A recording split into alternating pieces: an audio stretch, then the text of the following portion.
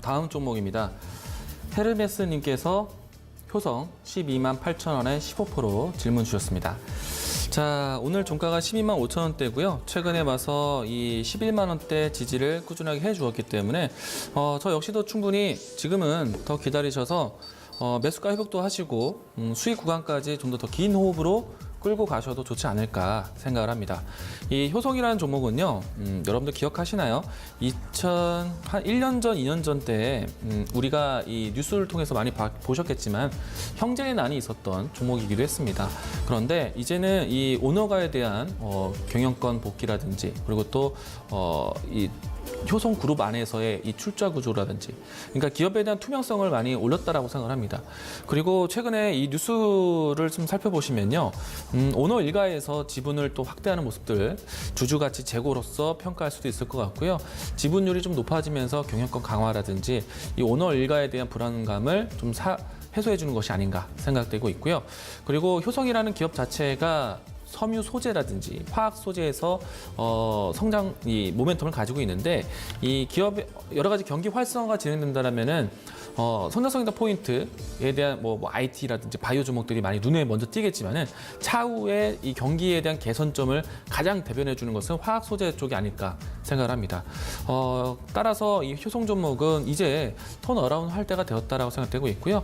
뭐 앞서 말씀드린 것처럼 이 기업 지배 구조에 대한 투명성이 좀 더 명확히 보여주는 절차라면은 앞으로 유동성에 대한 공급도 더 원활해질 거라고 생각합니다. 다만 시기가 좀 더 기간이 필요하기 때문에 좀 긴 호흡으로 대응하자라는 의견 드리고 싶고요. 주가 차트 보면서 설명을 드리도록 하겠습니다. 이 종목은 사실 고점 대비해서 하락폭이 좀 큰 상태로 보이지는데요. 우선 이 종목의 하단에 보시면은 제가 외국인과 기관에 대한 수급을 보여드리도록 하겠습니다. 주가 좀 큰 흐름으로 보도록 하죠. 2016년도 때부터 수급에 대한 추이를 보도록 하겠는데, 외국인과 기관에 대한 수급 추이가 사실 물론 이제 큰 변동성에 대한 물량 크기가 크진 않지만은 하향 추세로 해서 물량을 내려놓은 모습들을 확인할 수가 있습니다. 사실 주가가 고점 때부터 해서 매물이 내려왔다는 얘기인데요. 주가가 사실 이 효성에 대한 기본적인 산업들, 섬유라든지 또 화학 소재로 해서 올라온 것이 아니라 형제의 난이 어떻게 본다라면은 경영권 분쟁으로 해석이 되면서 주가가 오름세를 보였습니다.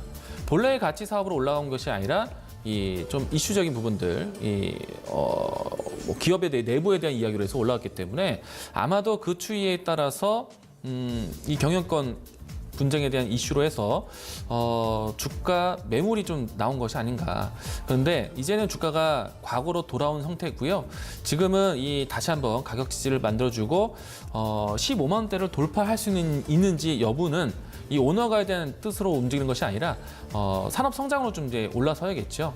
따라서 다시 한번 매물을 던졌던 외국인과 기관이 걷어들일 때가 다시 돌아오지 않았을까 생각되고 있고요. 그리고 호흡적으로 봤을 때는 조금 더 긴 호흡으로 보셔야 되는 게, 아직까지는 명확하게 효성그룹에 대한 이 출자 구조를 완벽히 만들었다고 보기 좀 어려울 것 같습니다. 다만 그 과정이 지금 계속해서 재고되고 있기 때문에 저는 긍정적으로 보고 있고요. 충분히 저점 가격대라고 생각하고 있습니다. 여기서 비중을 더 늘리지는 마시되 그 현재 비중으로 들고 가시고요.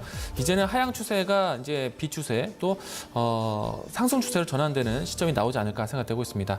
이 종목은 좀 꾸준한 추세로 들고 가시기 바라겠고요. 과거의 고점으로 움직였던 자리는 형제의 난, 경영 분쟁으로 보시고요.